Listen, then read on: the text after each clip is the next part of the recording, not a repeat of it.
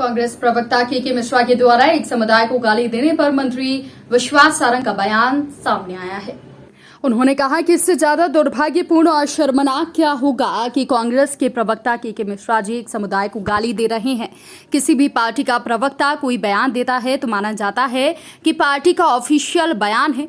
हिंदू समुदायों का अपमान करना कांग्रेस का एजेंडा है। अगर कांग्रेस ने के मिश्रा को पार्टी से नहीं निकाला तो ये निश्चित हो जाएगा कि कांग्रेस हिंदू विरोधी है।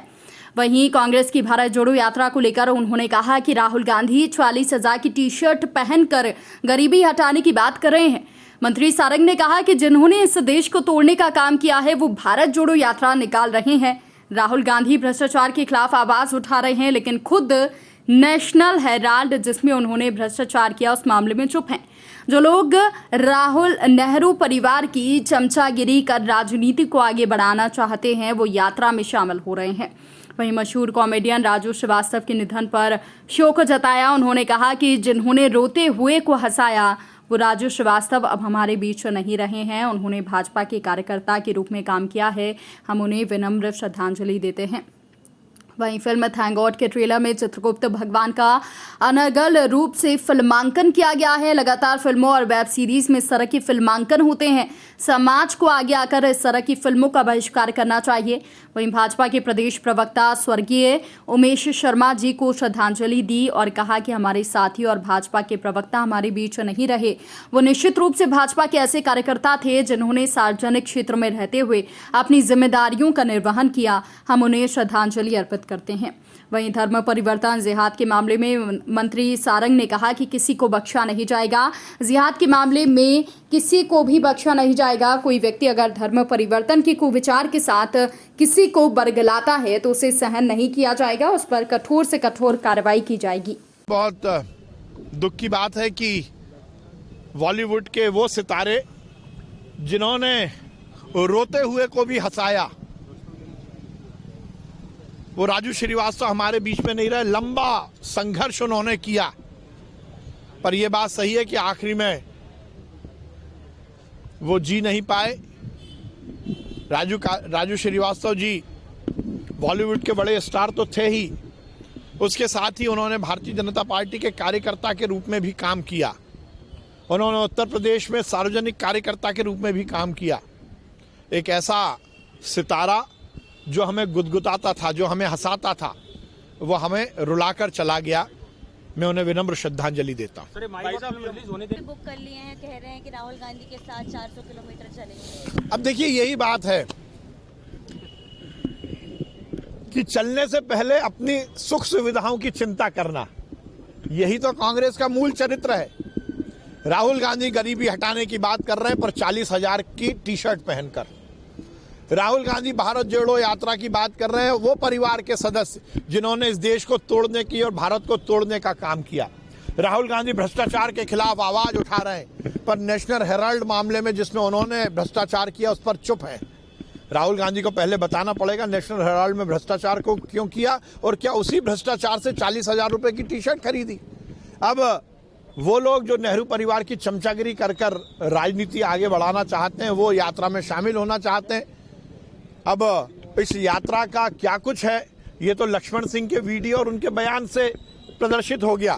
लक्ष्मण सिंह जी ने कहा है कि भेड़ बकरी चराने वाले भी पैदल चलते हैं, तो पैदल चलने से कोई सरकारें नहीं बनती और पैदल चलने से राजनीति नहीं होती। ये मैं नहीं कह रहा, ये लक्ष्मण सिंह ने कहा है। तो जो भारत जोड़ो यात्रा में राहुल गांधी के साथ सम्मिलित होना चाहते हैं वो पहले लक्ष्मण सिंह जी का बयान सुन लें, उसके बाद कुछ निर्णय लें। देखिए, थैंक्स गॉड फिल्म को लेकर कुछ हिंदू संगठन के कार्यकर्ता और कायस्थ समाज के कार्यकर्ता मुझसे मिले थे और उन्होंने वो ट्रेलर दिखाया। उसमें निश्चित रूप से चित्रगुप्त भगवान को अनर्गल रूप से फिल्मांकन किया गया है जिसकी जरूरत नहीं थी।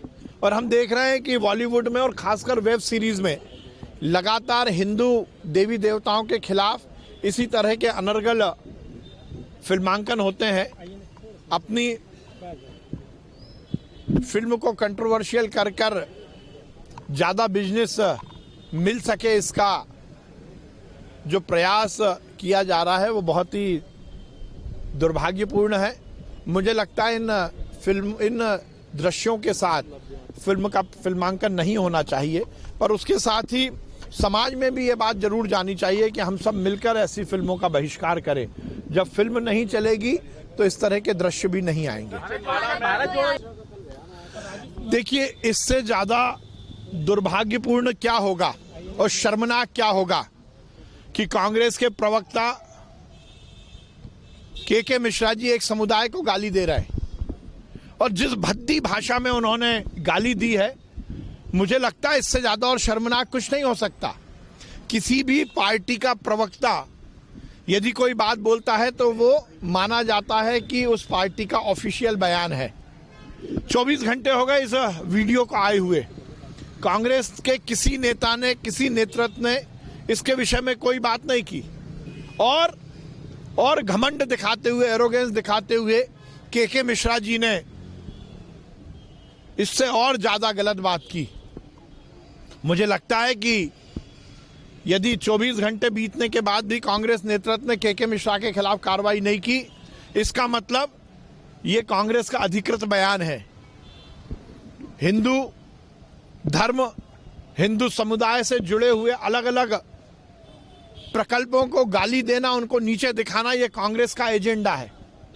हिंदू देवी देवताओं का अपमान करना, हिंदू समुदायों का अपमान करना, यह कांग्रेस का एजेंडा। और क्यों ना हो, जब इटली की महारानी जिस पार्टी में राज करती हो वहां पर तो इसी तरह की मानसिकता होगी। इससे ज्यादा शर्मनाक क्या होगा। मुझे लगता है यदि कांग्रेस ने के मिश्रा को पार्टी से नहीं निकाला तो यह निश्चित हो जाएगा कि कांग्रेस हिंदू विरोधी है, कांग्रेस हिंदू के अलग अलग समुदाय की विरोधी है, जो कि शर्मनाक भी है और दुर्भाग्यपूर्ण भी है। दर्दनाक है कि हमारे साथी और भारतीय जनता पार्टी के प्रवक्ता उमेश शर्मा जी नहीं रहे। आज भारतीय जनता पार्टी प्रदेश कार्यालय में उन्हें हम सब ने श्रद्धा सुमन अर्पित किए। निश्चित रूप से वो भारतीय जनता पार्टी के एक ऐसे कार्यकर्ता थे जिन्होंने सार्वजनिक क्षेत्र में रहते हुए अपनी जिम्मेदारियों का निर्वहन किया और एक अच्छे सार्वजनिक कार्यकर्ता के रूप में काम किया। हम सब उनको श्रद्धांजलि अर्पित करते हैं।